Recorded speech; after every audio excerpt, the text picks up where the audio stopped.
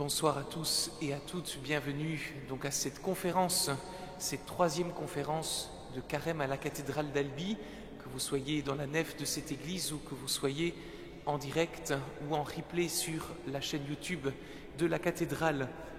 Nous poursuivons notre réflexion et notre découverte, notre approfondissement du credo de Nicée-Constantinople dont nous fêtons cette année le 1700e anniversaire. La première conférence avec le Père Jean-Claude Ferret nous a conduit à avoir une réflexion historique, voir qui étaient les personnes, quelle était la situation qui a fait que deux conciles, le concile de Nicée puis le concile de Constantinople, ont développé le credo tel que nous le connaissons aujourd'hui à peu près, parce qu'il y a encore eu d'autres répercussions plus tard. Je retiens de la conférence du Père Jean-Claude un élément qui pourra peut-être nous guider aujourd'hui, c'est de voir que dans le credo de Nicée, les pères du concile ont voulu développer cette question de l'engendrement de toute éternité, ce lien entre le Fils et le Père, développé dans l'incarnation. Et le Père Ferret avait terminé sa conférence en nous disant que Jésus-Christ est le même hier et aujourd'hui. Il nous rappelle en cela la parole de saint Paul et qui nous permet de revenir à l'essentiel pour éviter toute forme d'hérésie. La semaine dernière, nous avions le Père Emmanuel de Duclas qui nous a invités à réfléchir sur la première partie du credo, Dieu qui est Père, Dieu Père Tout-Puissant. Avec l'aide du philosophe Maurice Blondel, Emmanuel nous a invités à interroger nos représentations de Dieu pour se rendre compte qu'il est important de partir de cette expérience existentielle que nous vivons avec lui. Dieu est d'abord celui qui nous permet d'entrer en relation avec lui. Dieu est celui qui existe de toute éternité au-dessus de toute existence limitée. Il nous a rappelé que Dieu est Père d'une manière toute particulière puisqu'il est Père sans être engendré, il est Père de toute éternité, il est lui-même l'origine et le terme. Et la spécificité de Maurice Blondel, nous disait Emmanuel de Duclas, c'est que nous sommes pris dans cette origine, entre cette origine et ce terme, dans ce mouvement de charité. Et je termine puisque ça peut être aussi un lien avec la conférence de ce jour. Maurice Blondel parle du Père Tout-Puissant avec au départ, nous disait Emmanuel de Duclas, cette image du Pantocrator qui plus tard a été attribué à Jésus, au Fils, mais qui avant était au Père parce qu'il maintient et contient toutes choses depuis toute éternité. Aujourd'hui, nous entrons dans la partie du credo qui nous parle du Fils, de Jésus-Christ. Et pour cela, c'est le Père Gaël Roucoul qui vient nous parler aujourd'hui. Je ne suis pas sûr qu'il soit nécessaire de le présenter, puisqu'il a été longtemps vicaire ici à Albi, dans la paroisse Sainte-Cécile. Il est depuis le mois de septembre curé de la paroisse Saint-Michel du Gaillacois. Et il a d'autant plus de mérite de venir aujourd'hui que la paroisse Saint-Michel était en fête ce matin avec les vœux, la profession solennelle de 5 religieuses de Saint-Joseph de l'Apparition, fondée par sainte Émilie de Vialard, une sainte du diocèse. Et donc Gaël, merci de cet effort de carême, de venir parce qu'il y a eu non seulement la messe, mais je crois aussi le repas. Et nous savons combien les sœurs sont généreuses. Gaël, tu as fait des études en théologie biblique à l'IET à Bruxelles et tu as fait un mémoire que j'ai devant les yeux sur les chapitres 12 à 14 du livre de l'Apocalypse, une lecture selon le quadruple sens de l'Écriture. Et tu vas nous parler aujourd'hui donc de cette question du Fils, consubstantiel au Père, le Verbe s'est fait chair, les fondements bibliques de la profession de foi au Christ. Tu as 3 quarts d'heure, puis nous aurons un temps d'échange avec toi, suivi donc de l'audition d'orgue avec Frédéric Deschamps, notre organiste titulaire, la prière des vêpres et la messe, présidée par notre archevêque. Bonne soirée à tous et à toutes. Merci Pierre-André de ton invitation. Effectivement, je suis Très heureux de retrouver des visages bien connus de ces 9 années que j'ai passées ici sur la paroisse Sainte-Cécile et notamment dans cette cathédrale. Et donc c'est évidemment non sans émotion que je vous rejoins et que je suis là ce soir. Je suis heureux de saluer aussi quand même certains de mes nouveaux paroissiens qui sont venus quand même jusqu'à la cathédrale, puis tous ceux qui peuvent nous suivre aussi par les réseaux. Au commencement était le Verbe, et le Verbe était auprès de Dieu, et le Verbe était Dieu. Il était au commencement auprès de Dieu. C'est par lui que tout est venu à l'existence, et rien de ce qui s'est fait ne s'est fait sans lui.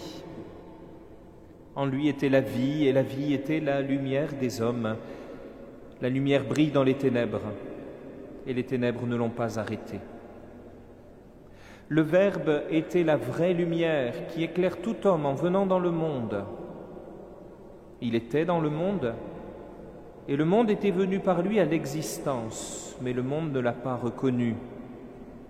Il est venu chez lui, et les siens ne l'ont pas reçu. Mais à tous ceux qui l'ont reçu, il a donné le pouvoir de devenir enfants de Dieu, eux qui croient en son nom.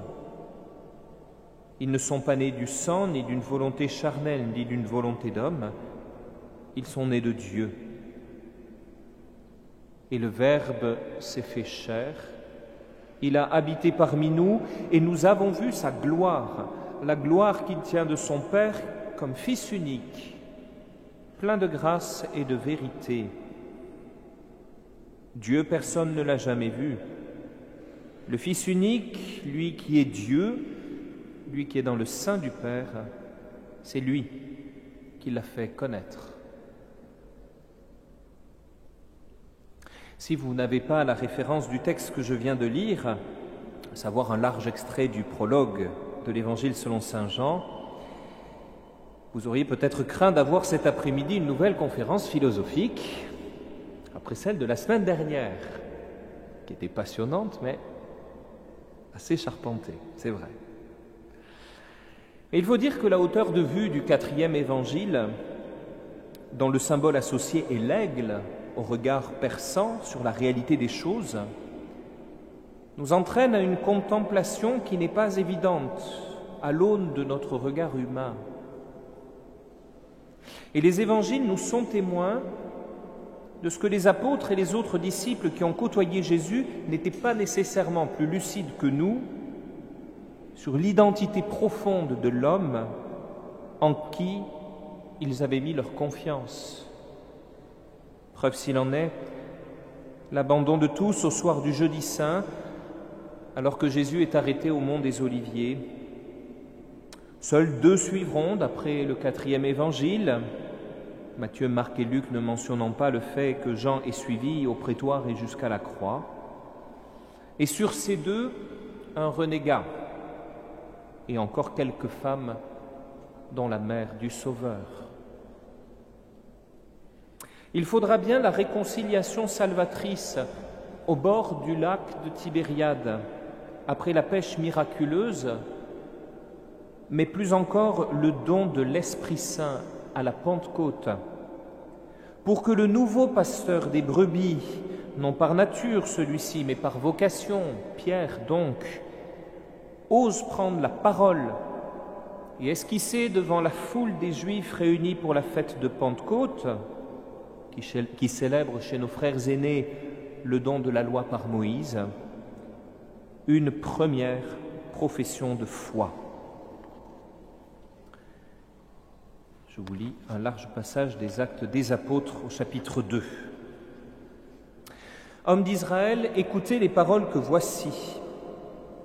Il s'agit de Jésus le Nazaréen, homme que Dieu a accrédité auprès de vous, en accomplissant par lui des miracles, des prodiges et des signes au milieu de vous, comme vous le savez vous-même. Cet homme, livré selon le dessein bien arrêté et la prescience de Dieu, vous l'avez supprimé en le clouant sur le bois par la main des impies. Mais Dieu l'a ressuscité en le délivrant des douleurs de la mort, car il n'était pas possible qu'elle le retienne en son pouvoir. En effet, c'est de lui que parle David dans le psaume. « Je voyais le Seigneur devant moi sans relâche, il est à ma droite, je suis inébranlable. C'est pourquoi mon cœur est en fête et ma langue exulte de joie, ma chair elle-même reposera dans l'espérance. Tu ne peux m'abandonner au séjour des morts, ni laisser ton fidèle voir la corruption. Tu m'as appris des chemins de vie, tu me rempliras d'allégresse par ta présence. » Frères, poursuit Pierre, il est permis de vous dire avec assurance au sujet du patriarche David qu'il est mort, qu'il a été enseveli et que son tombeau est encore aujourd'hui chez nous. Comme il était prophète, il savait que Dieu lui avait juré de faire asseoir sur son trône un homme issu de lui. Il a vu d'avance la résurrection du Christ dont il a parlé ainsi. Il n'a pas été abandonné à la mort et sa chair n'a pas vu la corruption. Ce Jésus, Dieu l'a ressuscité, nous tous, nous en sommes témoins. Élevé par la droite de Dieu, il a reçu du Père l'Esprit Saint qui était promis, et il l'a répandu sur nous, ainsi que vous le voyez et l'entendez. David, en effet, n'est pas monté au ciel, bien qu'il dise lui-même « Le Seigneur a dit à mon Seigneur, siège à ma droite, jusqu'à ce que j'aie placé tes ennemis comme un escabeau sous tes pieds. » Que toute la maison d'Israël le sache donc avec certitude, Dieu l'a fait Seigneur et Christ, ce Jésus que vous aviez crucifié. Pierre a beau avoir reçu l'Esprit Saint, il n'a cependant pas fait un doctorat en théologie et était sans doute loin d'imaginer que son expression, trop imprécise, allait entraîner des générations de croyants dans diverses erreurs qui seront appelées hérésies. En effet, quand le prince des apôtres dit que Dieu l'a fait Seigneur et Christ, ce Jésus, le verbe « faire » ici employé, en grec est poiesen, de poieo, renvoie à l'idée de créer, de fabriquer, mais aussi d'instituer, d'établir, ou encore d'accomplir. Ce n'est pas tout à fait la même chose. L'abbé Jean-Claude Ferré l'a évoqué dans la première conférence. Des dissensions théologiques vont rapidement apparaître dès les premiers siècles de l'Église quant à la nature exacte du Fils, le Verbe, incarné en Jésus-Christ. Pour Arius, le Logos est fait, créé, antérieurement au monde matériel, certes, mais adopté par le Père, qui l'inspire et l'institue médiateur entre lui et le monde. Sa droiture morale l'a gardé de tout péché et en fait une créature excellente, plus parfaite qu'aucune autre, mais il reste une créature.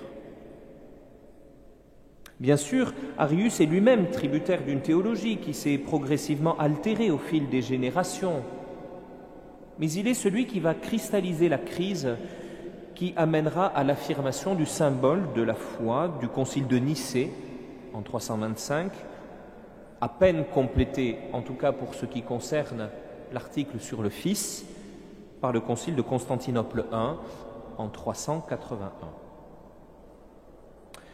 Je vous propose donc de reprendre divers éléments de l'article du Credo relatif à la personne du Fils et à puiser dans le trésor de la révélation biblique les sources de la réflexion théologique des pères des premiers conciles œcuméniques.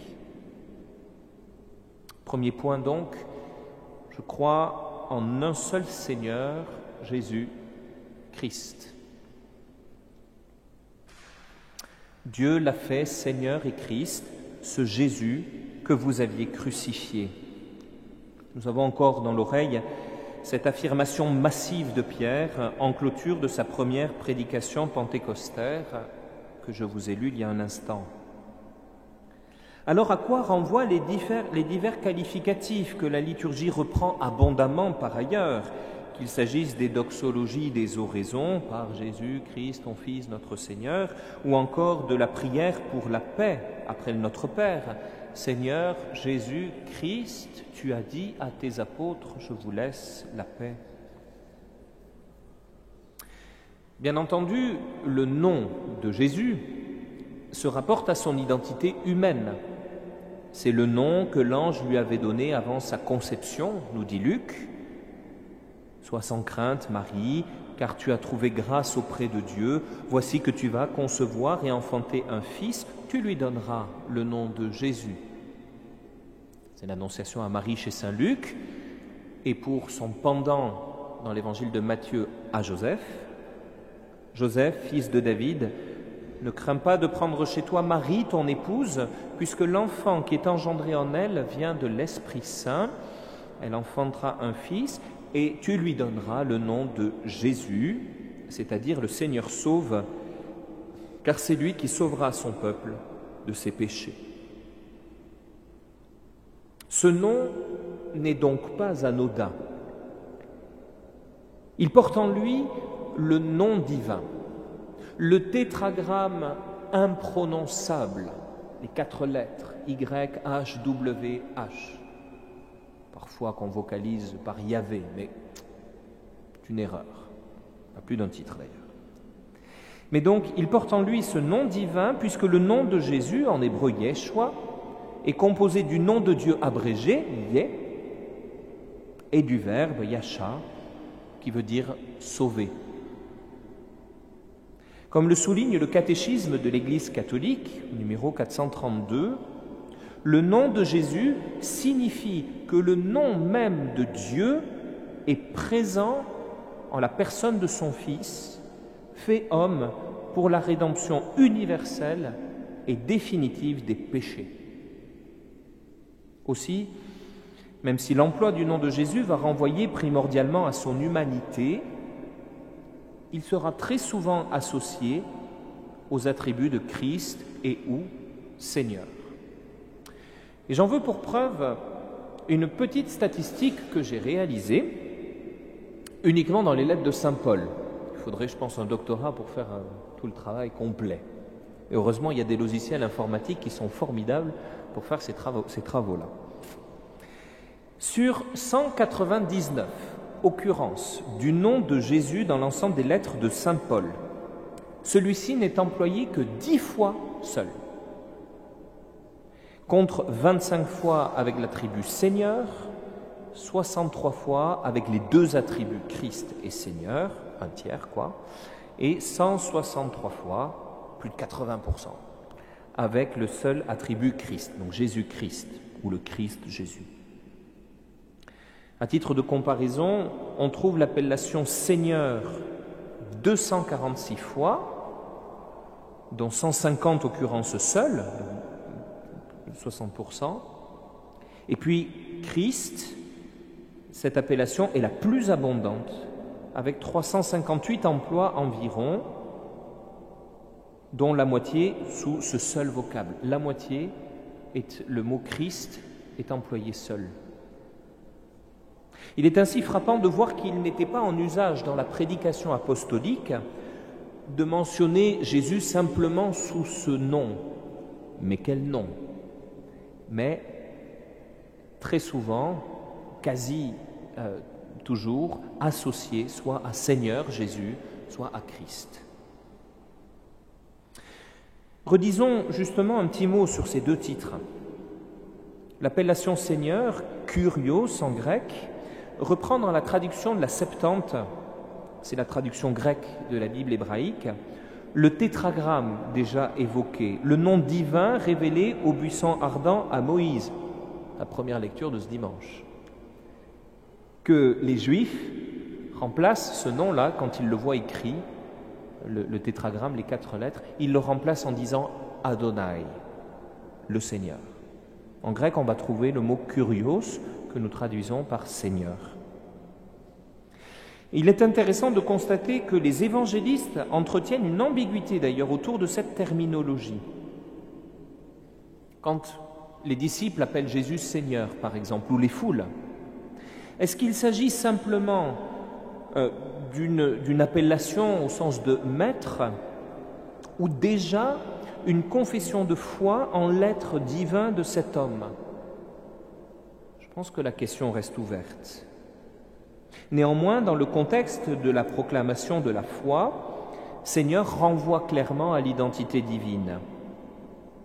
Et du Père, du Kurios Père, le titre Seigneur glisse dans le credo vers le Fils, je crois en un seul Seigneur Jésus-Christ, et vers l'Esprit Saint, je crois en l'Esprit Saint qui est Seigneur et qui donne la vie. Je laisserai le Père Paulin prêcher là-dessus dimanche prochain. Cette identité divine est à l'inverse plus précise s'agissant du vocable très typique de Christ.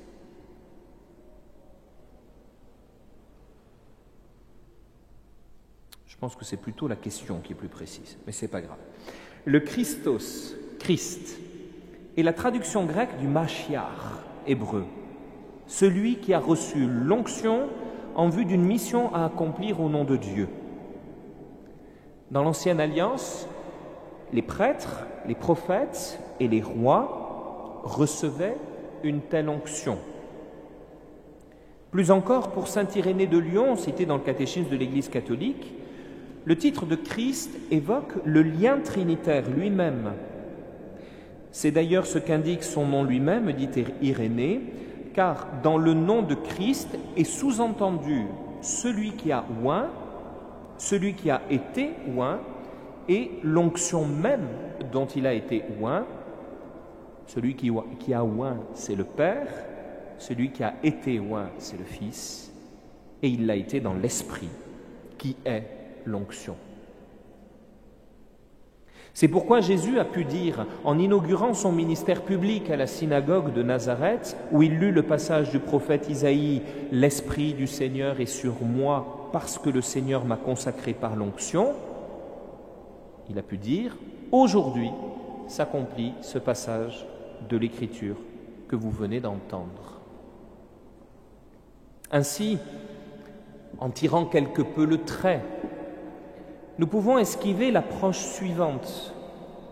Le nom de Jésus renvoie plutôt à son humanité, le titre de Seigneur à son identité divine, et celui de Christ évoque la mission qu'il a reçue comme Messie et dans l'alliance singulière qui est la sienne de son humano-divinité, Fils de Dieu, devenu Fils de l'homme. Deuxième point, le Fils unique de Dieu, né du Père avant tous les siècles, consubstantiel au Père. Regardons tout d'abord l'expression « Fils unique de Dieu ». À vrai dire, dans l'Ancien Testament, Dieu a de nombreux fils. Les esprits célestes déjà jouissent de ce nom, comme le peuple d'Israël dans son ensemble, ou bien le roi notamment, dont la relation intime avec Dieu lui confère comme une filiation adoptive. Néanmoins, la manifestation de Jésus comme Fils du Père sera la clé de la révélation néo-testamentaire. Un des épisodes majeurs à ce sujet est sans conteste le baptême de Jésus, où la voix du Père se fait entendre « Toi, tu es mon Fils bien-aimé, en toi, je trouve ma joie ».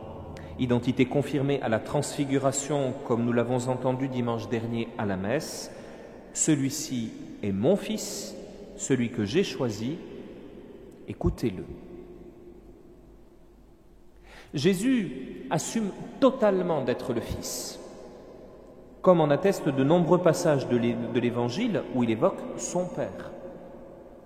Nous pouvons penser à 3 grandes prières que nous entendons de Jésus.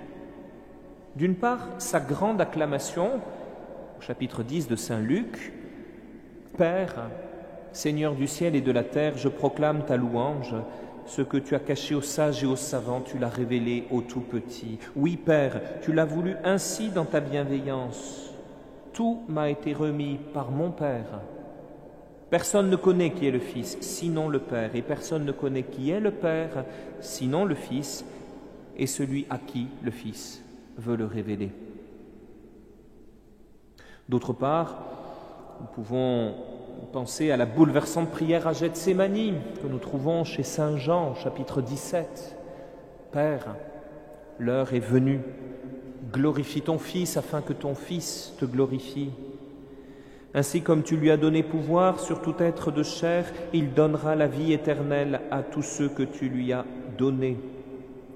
Or, la vie éternelle, c'est qu'ils te connaissent, toi, le seul vrai Dieu, et celui que tu as envoyé, Jésus-Christ. Moi, je t'ai glorifié sur la terre en accomplissant l'œuvre que tu m'avais donnée à faire, et maintenant, glorifie-moi auprès de toi, Père, de la gloire que j'avais auprès de toi avant que le monde existe. Et enfin, nous trouvons bien sûr la grande prière du Notre Père, où Jésus nous fait entrer dans sa propre filiation, pour nous permettre à nous aussi de l'appeler Père.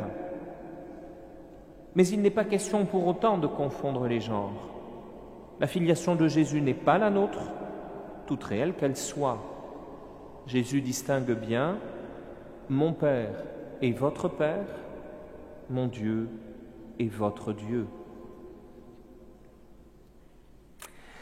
Avec cette dernière citation, nous ne pouvons pas ne pas aborder un sujet délicat, brûlant, problématique, bref, périlleux. L'abbé Jean-Claude Ferret, dans sa première conférence, avait annoncé que j'aborderais le sujet.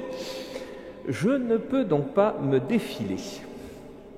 Et il s'agit bel et bien de la consubstantialité du Fils et du Père. Je vais essayer de ne pas trop vous noyer. Mais pour percevoir un peu mieux la problématique, reprenons le prologue de l'Évangile selon saint Jean que j'ai cité en ouverture de mon propos. Un petit passage. Au commencement était le Verbe, et le Verbe était auprès de Dieu, et le Verbe était Dieu. Il était au commencement auprès de Dieu. C'est par lui que tout est venu à l'existence, et rien de ce qui s'est fait ne s'est fait sans lui. En lui était la vie, et la vie était la lumière des hommes. Le Verbe était la vraie lumière qui éclaire tout homme en venant dans le monde. Il était dans le monde, et le monde était venu par lui à l'existence. Le Verbe, le logos en grec, est-il donc Dieu lui-même ou bien auprès de Dieu? Dans la même phrase, on a les deux propositions. Ce n'est pas la même chose d'être auprès de quelqu'un ou d'être ce quelqu'un. En tout cas, pour les latins que nous sommes, il y a de quoi en perdre sa langue. Et puis, s'il y a un à côté de Dieu, un auprès de Dieu, est-il alors une créature, même la plus excellente au prisme duquel toute autre créature est faite, comme en un intermédiaire antérieur au monde matériel, mais non éternel?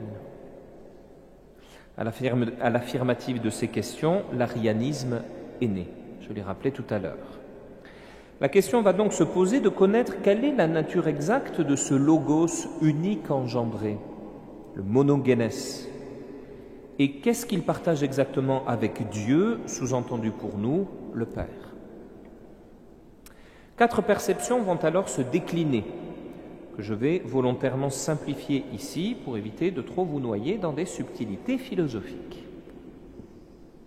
La première conception va consister dans le fait de dire que le Fils ressemble au Père.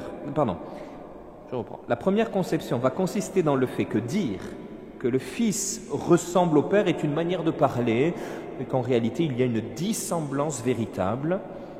Il s'agit de la doctrine arienne, anoméenne. La deuxième approche ne va pas beaucoup se mouiller. On va dire que le Fils ressemble au Père, sans plus, sans chercher de détails, ce qu'on va appeler l'homéisme, de homoios en grec. La troisième approche, encore hétérodoxe, souligne que le Fils est de substance ou de nature semblable au Père, sans être identique. Cette position est appelée le semi-arianisme, homoioussisme, Et la dernière enfin, que l'on qualifiera de nicéenne pour en indiquer l'orthodoxie, la justesse, affirme sans embâge que le Fils est de même substance que le Père. C'est le homoousiisme de homoouios. Il lui est consubstantiel. Nous pourrions, devant ces débats, avoir plutôt un sentiment de pinaillage théologique. En réalité, la portée de cette conception est lourde de sens, en particulier dans deux domaines. D'une part, il y a une conséquence au niveau de l'appréhension de la Trinité. Ce n'est pas la même implication si le Père et le Fils partagent la même substance divine ou non. Si ce n'est pas le cas, il y a une subordination, pas une communion réciproque. Jésus ne peut plus dire avec toute sa force « Le Père et moi, nous sommes un », comme dans le 10e chapitre de Saint Jean. Pour donner une autre perspective, vous et moi partageons la même nature humaine. Nous sommes de même nature. Je parle sous le contrôle d'un spécialiste en la matière. Mais notre substance diffère. En Dieu Trinité, la consubstantialité donne toute sa force à la communion qui unit les personnes de la Trinité dans leur être même. Et d'autre part, deuxième implication, si le Christ unique engendré n'est pas pleinement uni au Père en sa divinité, comme il l'est à nous en son humanité, donc sous des modalités différentes, la possibilité de la rédemption est alors remise en cause, son être de médiateur, pleinement d'un parti, pleinement de l'autre. Avant d'aborder ce dernier point de la rédemption, un mot sur la participation du Fils à l'œuvre de la création, quand nous disons dans le credo « Par lui tout a été fait ». Dès les premiers temps du Christ, dès les premiers temps de l'Église, une hymne semble avoir circulé dans les communautés pour magnifier cette œuvre du Christ dans la création. Nous en avons une trace dans le cantique de la lettre de saint Paul aux Colossiens, premier chapitre. Il est, le Christ, l'image du Dieu invisible, le premier-né avant toute créature. En lui, tout fut créé dans le ciel et sur la terre, les êtres visibles et invisibles, puissance, principauté, souveraineté, domination, tout est créé par lui et pour lui. Il est avant toute chose et tout subsiste en lui. Il est aussi la tête du corps, la tête de l'Église. La révélation de la Trinité a invité les premières générations chrétiennes à relire l'ensemble de l'Ancien Testament à la lumière de ce mystère. C'est le cas pour le récit de la création en 6 jours. Relisons-en le tout début. Au commencement, Dieu créa le ciel et la terre. La terre était informe et vide, les ténèbres étaient au-dessus de l'abîme, et le souffle de Dieu planait au-dessus des eaux. Dieu dit que la lumière soit, et la lumière fut. Dieu crée dans la présence de son esprit, son souffle, par sa parole, en parlant, en proférant sa parole. Nous comprenons donc que c'est l'efficacité du Verbe envoyé qui permet de faire venir toute chose à l'existence selon le dessein divin. Ou encore, comme saint Irénée de Lyon, encore lui, l'avait formulé, nous lisons ici que le Fils et l'Esprit Saint sont comme les 2 mains du Père dans l'acte créateur, comme tout au long de l'œuvre de la rédemption. Avançons dans notre lecture du Credo. Je passe au 3e point. Pour nous les hommes et pour notre salut, il descendit du ciel. C'est la kénose. Après avoir contemplé le Verbe, le Fils, dans sa relation intime au Père au sein de la Trinité, il est temps de confesser son implication au cœur même de la création. D'emblée, la finalité de cet engagement est affirmée. Pour nous, les hommes, et pour notre salut. En grec, une préposition exprime tout particulièrement cette réalité. C'est la préposition hyper, que l'on peut traduire par pour, avec la nuance de en faveur de, au sujet de, voire pour la défense de. Nous la trouvons dans ce développement éloquent de la lettre aux Romains, chapitre 5. Alors que nous n'étions encore capables de rien, le Christ, au temps fixé par Dieu, est mort pour les impies que nous étions, hyper. Accepter de mourir pour un homme juste, c'est déjà difficile. Peut-être quelqu'un s'exposerait-il à mourir pour un homme de bien. Chaque fois que j'insiste, c'est le hyper. Or, la preuve que Dieu nous aime, c'est que le Christ est mort pour nous, hyper, alors que nous étions encore pécheurs. Un peu plus loin dans la lettre, Paul affirme également « Si Dieu est pour nous, qui sera contre nous ? Il n'a pas épargné son propre Fils, mais il l'a livré pour nous tous. Comment pourrait-il avec lui ne pas nous donner tout ? Alors qui pourra condamner ? Le Christ Jésus est mort, bien plus il est ressuscité, il est à la droite de Dieu, il intercède pour nous. » Ainsi, quand dans le Credo, nous affirmons que le Fils a vécu l'incarnation et a traversé le mystère de la rédemption, c'est pour nous, c'est-à-dire tout à la fois à notre bénéfice, mais nous considérons aussi directement comme objet de sa volonté d'agir, et nous pouvons même aller jusqu'à dire qu'il l'a vécu à notre place. Le catéchisme de l'Église catholique précise au numéro 457 et 458. Le Verbe s'est fait chair pour nous sauver en nous réconciliant avec Dieu. Et il cite la première lettre de Saint Jean. C'est Dieu qui nous a aimés et qui a envoyé son Fils en victime de propitiation pour nos péchés. Le Père a envoyé son Fils, le Sauveur du monde. Celui-là a paru pour ôter les péchés. Le Verbe, par ailleurs, s'est fait chair pour que nous connaissions ainsi l'amour de Dieu. En ceci s'est manifesté l'amour de Dieu pour nous. Dieu a envoyé son Fils unique dans le monde afin que nous vivions par lui. Car Dieu a tant aimé le monde qu'il a donné son Fils unique afin que quiconque croit en lui ne se perde pas, mais ait la vie éternelle. C'est une citation de Jean 3. Et le catéchisme ajoute aussi deux autres raisons que je ne développe pas. Le Verbe s'est fait chair pour être notre modèle de sainteté et le Verbe s'est fait chair pour nous rendre participants de la nature divine. Et là, c'est une citation de la deuxième lettre de Pierre. Va se déployer alors dans la suite de notre texte un mouvement d'aller-retour, de descente et remontée, déjà chanté dans l'hymne aux Philippiens au chapitre 2. Le Christ Jésus, ayant la condition de Dieu, ne retint pas jalousement le rang qu'il égalait à Dieu, mais il s'est anéanti, prenant la condition de serviteur, devenant semblable aux hommes.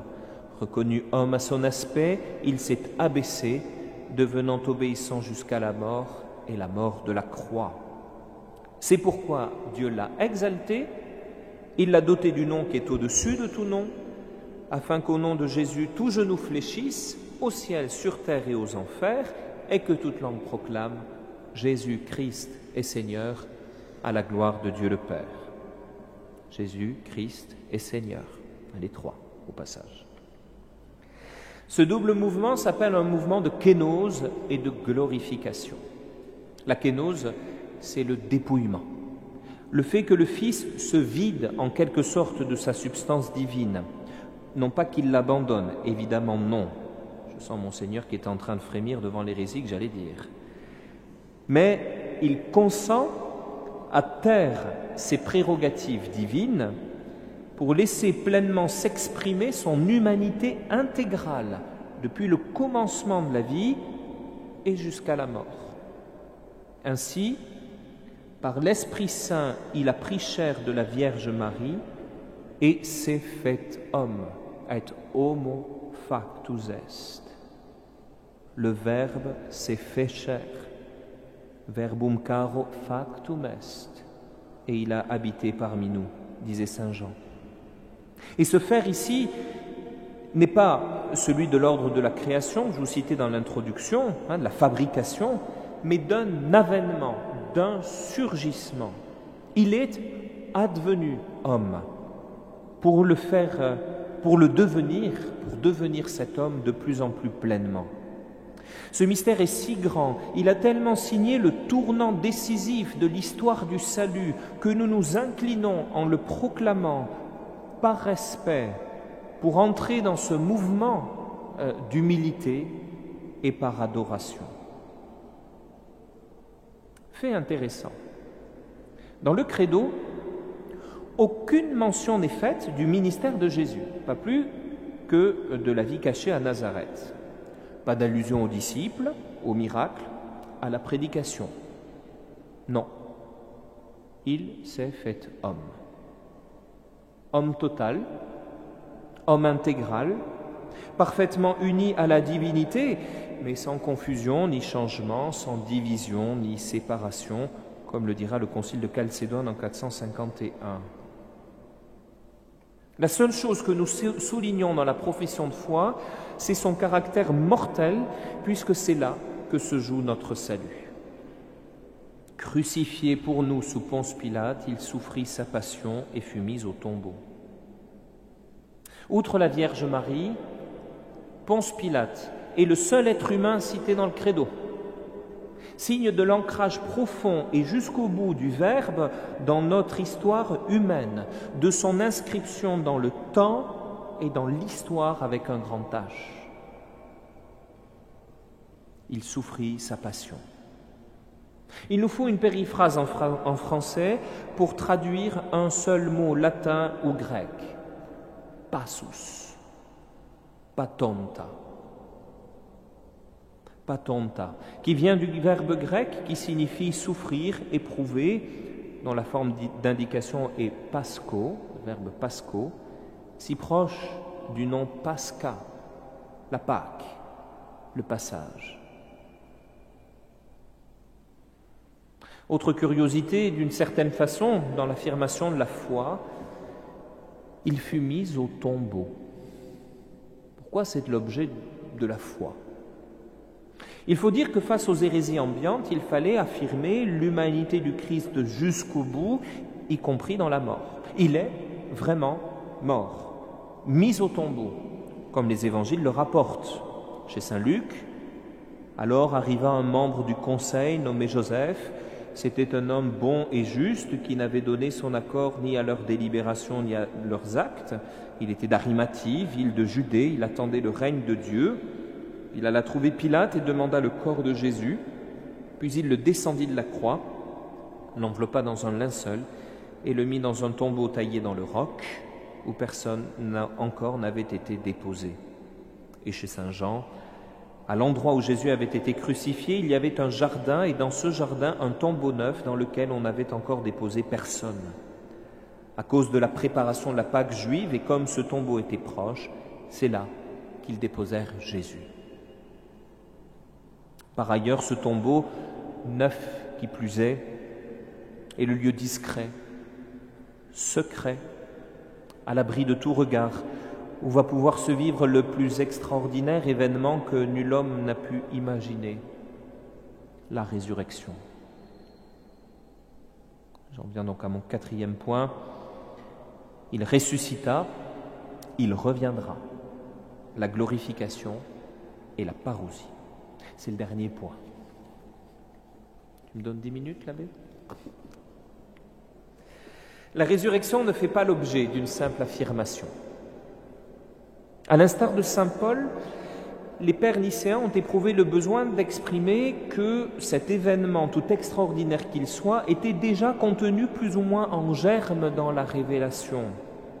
Il ressuscita le 3e jour, conformément aux Écritures. C'est bien là le contenu de la prédication apostolique. Saint Paul, dans la lettre aux Corinthiens, au chapitre 15, dit « Avant tout, je vous ai transmis ceci que j'ai moi-même reçu. Le Christ est mort pour nos péchés, conformément aux Écritures, et il fut mis au tombeau. il est ressuscité le troisième jour, conformément aux Écritures, bis repetita, il est apparu, etc. L'événement pascal du Christ n'est pas hors sol, une idée sortie du chapeau divin. Dans sa grande et longue pédagogie, le Père a préparé son peuple pour réaliser cette réconciliation, cette rédemption, cette œuvre de renouvellement. Là où le péché s'est multiplié, la grâce a surabondé, peut alors chanter saint Paul. La mention ensuite de l'ascension et le siège à la droite du Père disent l'achèvement de la glorification du Fils, le redditus ad patrem, le retour au Père. Mais cette fois, pleinement revêtu de l'humanité, de notre humanité, purifiée, guérie, sauvée. Comme le dit saint Paul encore, l'Écriture dit « Il est monté sur la hauteur, il a capturé des captifs, il a fait des dons aux hommes ». Que veut dire « il est monté » ? Cela veut dire qu'il était d'abord descendu dans les régions inférieures de la terre. Et celui qui était descendu est le même qui est monté au-dessus de tous les cieux pour remplir l'univers. Au chapitre 4 de la lettre aux Éphésiens. Cette élévation-disparition s'avère nécessaire, non seulement pour permettre aux disciples de prendre le relais et toute leur place, mais encore pour que l'Esprit Saint puisse advenir, afin de rendre Jésus présent en tout temps et en tout lieu, selon la promesse qu'il a faite, « Et moi, je suis avec vous tous les jours jusqu'à la fin du monde. » Mais ce n'est pas là le tout de la foi au Christ. Dès les origines a germé la conscience que le retour du Fils au Père préparait son ultime retour, son dernier avènement. Au modeste apocalypticien que je suis, comme l'a rappelé Pierre-André tout à l'heure, et en cette cathédrale devant la fresque du jugement dernier, il est impossible de ne pas dire un mot de ce que l'on appelle la parousie. Notre précédent archevêque, Monseigneur Jean Legret, regrettant qu'on ne prêchât pas davantage sur ce sujet. Il reviendra dans la gloire. C'est un futur de l'indicatif, une promesse, une certitude, un objet d'espérance. Cette conscience était extrêmement vive dans les premières générations chrétiennes, comme en témoignent les premières lettres de saint Paul, par exemple la première aux Thessaloniciens, au chapitre 4. Sur la parole du Seigneur, nous vous déclarons ceci, nous les vivants, nous qui sommes encore là pour la venue du Seigneur, nous ne devancerons pas ceux qui se sont endormis. Au signal donné par la voix de l'archange et par la trompette divine, le Seigneur lui-même descendra du ciel, et ceux qui sont morts dans le Christ ressusciteront d'abord. Ensuite, nous les vivants, nous qui sommes encore là, nous serons emportés sur les nuées du ciel en même temps qu'eux à la rencontre du Seigneur, ainsi nous serons pour toujours avec le Seigneur. Cette attente, pour autant, ne doit pas être pure passivité. Elle se doit d'être tendue tout entière vers cet avènement que chante le temps de l'Avent. Amen. Viens, Seigneur Jésus. C'est le dernier mot de la Bible. Pour ce qui est des temps et des moments de la venue du Seigneur, ajoute saint Paul dans la première aux Thessaloniciens, vous n'avez pas besoin, frères, que je vous en parle dans ma lettre. Vous savez très bien que le jour du Seigneur vient comme un voleur dans la nuit. Mais vous, frères, comme vous n'êtes pas dans les ténèbres, ce jour ne vous surprendra pas comme un voleur. Ne restons pas endormis comme les autres, mais soyons vigilants et restons sobres. Ce retour signera le jugement des vivants et des morts, et le règne sans fin du Fils. Paul, avec le kérygme, le cœur de la prédication évangélique, souligne à l'envi, dans la première lettre aux Corinthiens, au chapitre 15. De même que tous les hommes meurent en Adam, de même c'est dans le Christ que tous recevront la vie, mais chacun en son rang. En premier le Christ, et ensuite, lors du retour du Christ, ceux qui lui appartiennent. Alors tout sera achevé, quand le Christ remettra le pouvoir royal à Dieu son Père, après avoir anéanti parmi les êtres célestes toute principauté, toute souveraineté et toute puissance. et car c'est lui qui doit régner jusqu'au jour où Dieu aura mis sous ses pieds tous ses ennemis. Et le dernier ennemi qui sera anéanti, c'est la mort, car il a tout mis sous ses pieds. Mais quand le Christ dira « tout est soumis désormais », c'est évidemment à l'exclusion de celui qui lui aura soumis toutes choses. Et quand tout sera mis sous le pouvoir du Fils, lui-même se mettra alors sous le pouvoir du Père, qui lui aura tout soumis, et ainsi Dieu sera tout en tous. Comment s'opérera ce jugement? Nous ne le savons pas vraiment. Jésus en a donné quelques approches dans sa prédication juste avant sa passion, mais il s'agit de paraboles, de discours caricaturaux, qui peuvent nous aider à appréhender cette réalité tout en sachant qu'elle est loin de décrire la réalité et plus encore qu'elle cherche à provoquer la conversion. Et c'est évidemment le cas de la parabole du jugement dernier, dont la fresque derrière moi est une magnifique illustration totalement et volontairement asymétrique. On est censé être aspiré par la droite. Quand le Fils de l'homme viendra dans la gloire et tous les anges avec lui, alors il siégera sur son trône de gloire. Toutes les nations seront rassemblées devant lui. Il séparera les hommes les uns des autres, comme le berger sépare les brebis des boucs. Il placera les brebis à sa droite et les boucs à gauche. Et nous connaissons bien la suite. Tout ce que vous aurez fait à l'un de ces petits d'entre mes frères, ou pas, c'est à moi que vous l'avez fait, ou pas.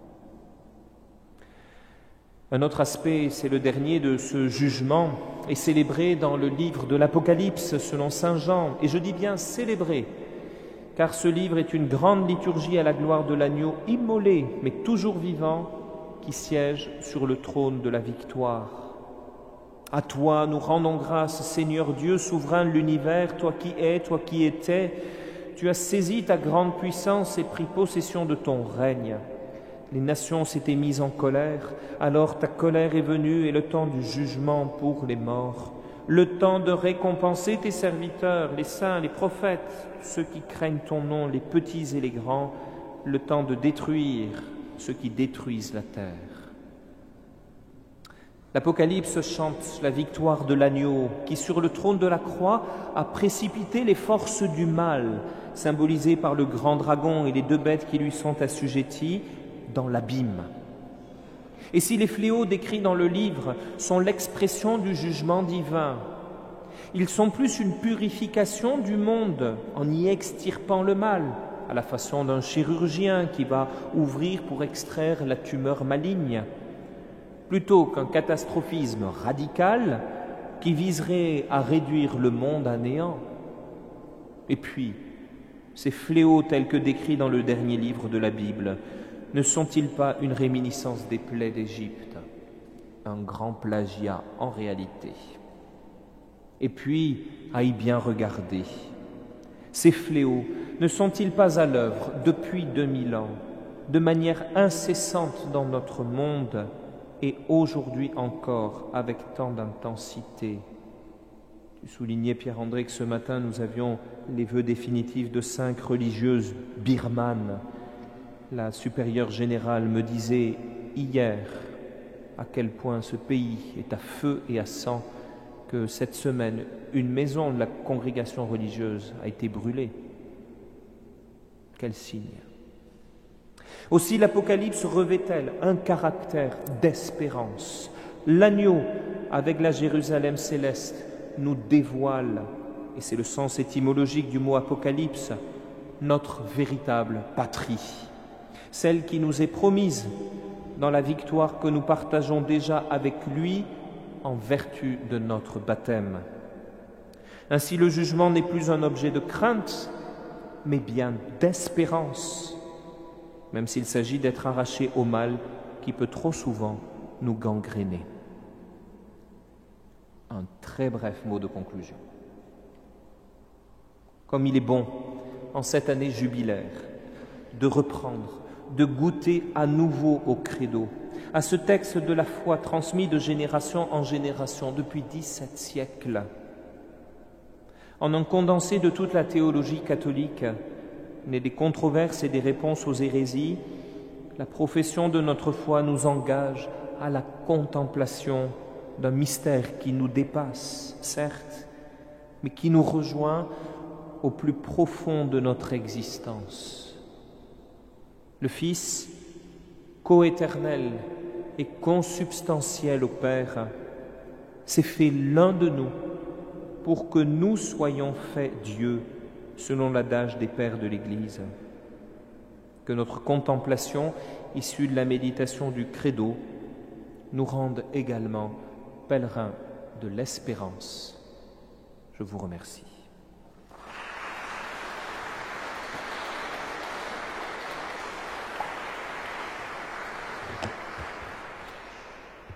Merci Gaël pour cette méditation. Vous avez vu toutes ces citations bibliques qui sont autant d'invitations à la prière, à la contemplation. Et si j'ai envie de retenir un mot, c'est peut-être celui-là, contempler un mystère profond. Tu nous as bien montré que dans le Credo, il y a à la fois 3 titres finalement qui disent l'humanité, Jésus, la divinité, le Fils, et le Christ qui est à la fois la mission et donc l'humano-divinité du Christ. Et ces mouvements de montée et de descente dans le Credo sont une invitation pour nous, peut-être aussi en fonction de notre manière de prier, de notre sensibilité, à la fois de contempler le Christ humain et le Christ divin, mais jamais seulement l'un des deux, toujours les deux ensemble, partir de l'un pour aller à l'autre, redescendre ou remonter. Et donc entrer toujours plus dans ce lien unique entre Jésus et son Père, consubstantiel, mot bien barbare, mais qui nous dit à la fois la communion entre le Père et le Fils, et aussi cet aspect de médiateur qu'est le Fils, pleinement Dieu et pleinement homme. Jésus ne triche pas, Dieu ne triche pas avec nous. Quand il se fait homme, il l'est pleinement, tout en restant pleinement Dieu. Alors, tout simplement, tu nous as invités à entrer dans l'espérance. Et j'ai envie de dire que peut-être aujourd'hui, ces conférences prennent un tour. Parce que faire de l'histoire, pardon Jean-Claude, faire un peu une réflexion sur Dieu qui est Père, ce sont des choses que l'on peut faire. Mais aujourd'hui, avec toi, nous touchons réellement au cœur de la foi chrétienne. Sans le Christ, nous ne serions pas là, et sans la résurrection, vaine serait notre foi. Alors peut-être, Gaël, une première question avant que les uns et les autres puissent parler. On parle beaucoup de l'expérience du Christ. Monseigneur Balsa insiste dans la lettre pastorale là-dessus. Et aujourd'hui, on voit bien que beaucoup de personnes sont attirées par la foi chrétienne. Mais qu'est-ce que tu aurais envie de nous dire à nous chrétiens dans notre chemin de foi pour nourrir ce lien avec le Christ ? Cette semaine, j'entendais encore des paroissiens dire « mais une expérience chrétienne, c'est difficile. Finalement, qu'est-ce que c'est ? Est-ce que c'est du sentiment ? Est-ce que c'est dans la tête ?» Est-ce que tu peux nous donner quelques éléments sur un sujet qui pourrait prendre un certain nombre d'homélies ? Ça, c'est sûr. En déformation professionnelle, je vous inviterai à lire l'Évangile. C'est la première source par laquelle nous avons accès au Christ. Nous avons accès à Jésus.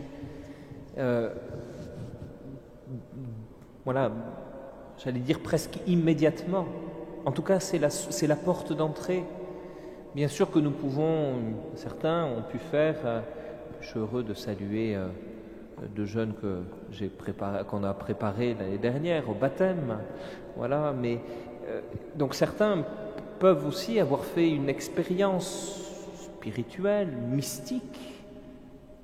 Mais à un moment donné, il faudra revenir à l'Évangile pour pouvoir connaître vraiment qui est ce Jésus qui nous appelle à la vie. Ensuite, j'allais dire, c'est l'Esprit Saint aussi qui fait le reste du travail, mais qui vient dessiner. C'est une relation d'amitié. Nous le savons, nous avons, je l'espère pour vous, en tout cas, nous pouvons avoir un certain nombre d'amis ou de connaissances, de relations, mais nous savons bien qu'aucune relation n'est identique à une autre. Et voilà, la relation avec le Christ en est une autre. Est-ce qu'elle est affective? Est-ce qu'elle est intellectuelle? Est-ce qu'elle est existentielle? Chacun a sa réponse et sa modalité de relation. Et le Seigneur ne veut pas avoir la même relation avec tout le monde. Chaque relation avec lui est unique. Mais je crois que se nourrir de l'Évangile, de ce qui nous est dit de Jésus, de ce que Jésus nous dit de lui-même, est déjà une porte, j'allais dire une voie royale pour entrer et approfondir notre relation avec lui. Alors peut-être pas tout seul, parce que lire l'Évangile tout seul, on est parfois et rapidement un peu limité, confronté à certaines limites, mais pouvoir s'ouvrir en tout cas à des questions qui surgissent, à d'autres, ou partager en groupe. L'Esprit Saint travaille pas mal aussi les cœurs quand nous sommes ensemble, réunis en son nom. Ma question concernerait aussi l'Évangile selon Saint Jean. Donc, je parle à un spécialiste un peu de littérature joannique. Dans ce qu'on a coutume d'appeler le discours après la scène, il me semble qu'on a quelques éléments de théologie trinitaire. Et par exemple, quand les disciples interrogent Jésus, notamment Philippe, « Montre-nous le Père et cela nous suffit ». Et la réponse de Jésus, « Qui m'a vu a vu le Père ». Mais auparavant, il interroge Philippe pour lui dire « Mais depuis le temps que tu es avec moi, tu n'as pas compris ». On peut penser aussi à la demande de Thomas. Nous ne savons pas où tu vas, avec Jésus qui dit « Je suis le chemin, la vérité et la vie ». Et puis dans les chapitres suivants, Jésus parle de sa mission, de la mission de l'Esprit. Le chapitre 17 qui a été cité nous montre les relations de Jésus avec son Père. Est-ce que ces éléments-là de l'Évangile, comment pourrions-nous les reprendre pour arriver à consolider un petit peu notre foi, notre proclamation?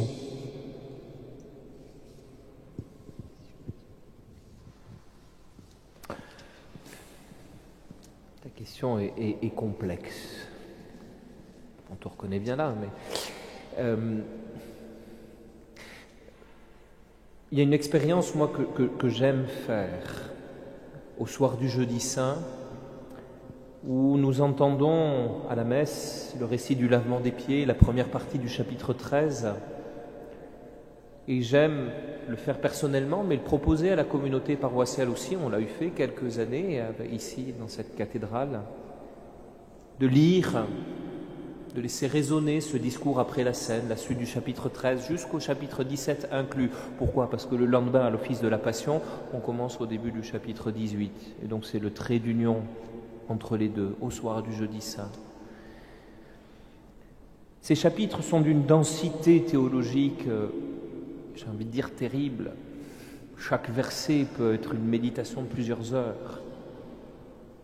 Mais de les entendre résonner d'une manière particulière ce soir-là ouvre à cette relation, à cette révélation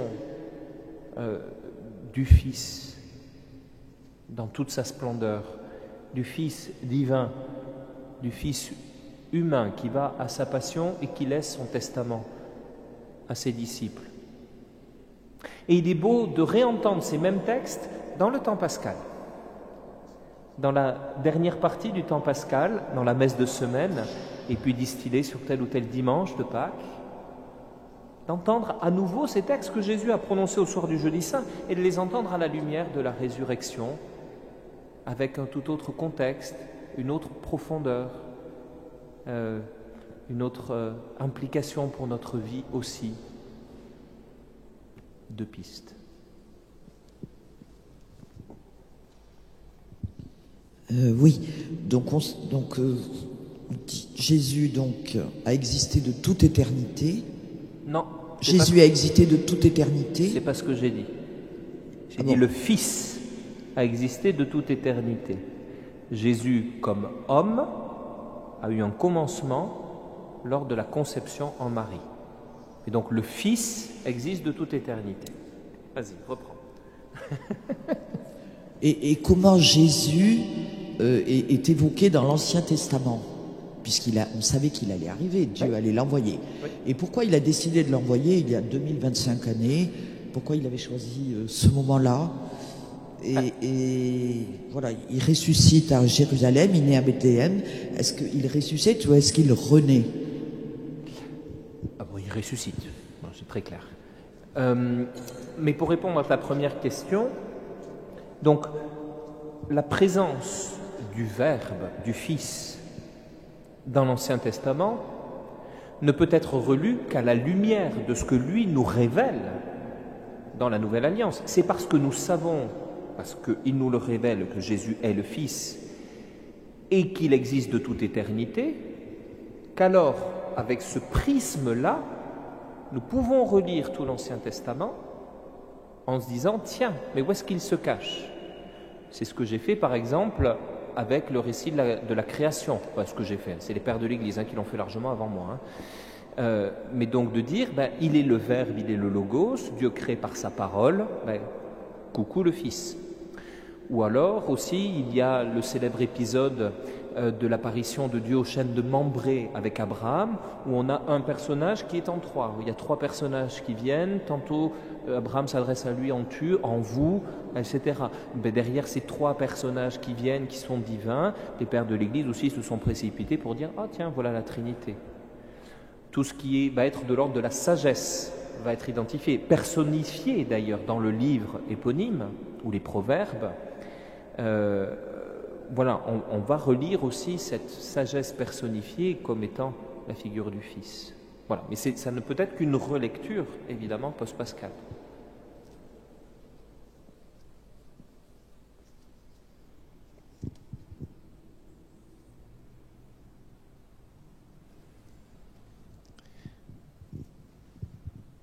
Tu as dû être clair puisqu'il n'y a pas de questions.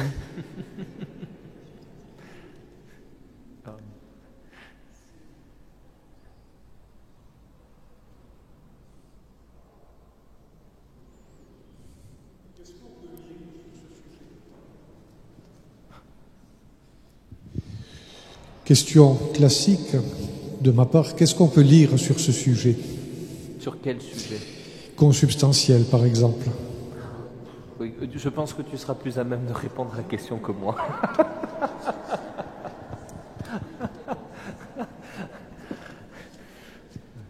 Vas-y, redonne-lui le micro. Non, j'ai donné quelques éléments, effectivement, il y a 15 jours. Et bon, Bernard Sesboué est très utile dans le domaine. C'est peut-être le plus accessible. Mais enfin, je constate avec regret que il y a peu de publications accessibles. Bon, il va y avoir des thèses, d'autres, mais il y a peu de publications accessibles sur le sujet, ce qui signe peut-être aussi parfois un certain désarroi. Ce sont des questions difficiles. J'avoue que je ne sais pas si dans le Jésus de Nazareth, par exemple, Ratzinger Benoît XVI Ratzinger évoque ce sujet-là. Je ne sais pas. Pas directement. Je ne crois pas, oui. Ça me dit. Pas directement. Ou vraiment par toute petite touche, mais parce qu'il vise à une méditation davantage qu'à un exposé théologique. Ouais. Pour une fois.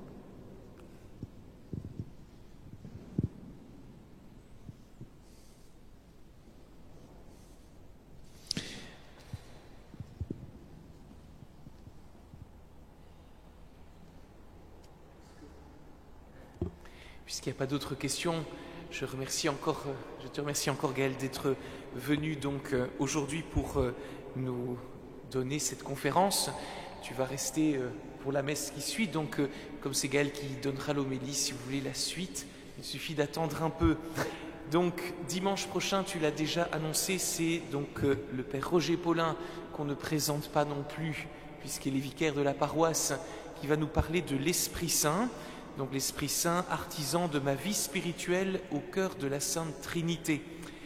Et puis donc tout de suite, c'est Frédéric Deschamps qui va nous donner ce temps d'audition d'orgue. Il a prévu 3 pièces, mais vu qu'on aura un peu plus de temps, il est très possible qu'il nous donne aussi une 4e pièce.